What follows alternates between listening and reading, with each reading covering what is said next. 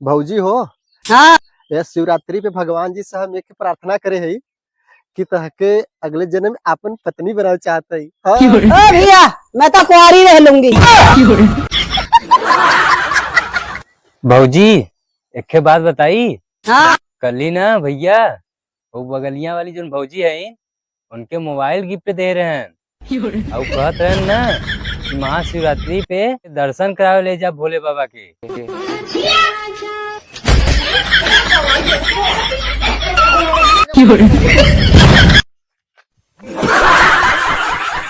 इतिहास गवाह है, जिनके पतियों को घर का सारा काम आता है उनकी पत्नियां अक्सर बीमार रहती है। लड़का अगर मुंह धो ले समझो बाहर उसे कहीं काम से जाना है, और एक बात अगर लड़की मुंह धो ले समझो कत्तो न जाई बस घरे में रही।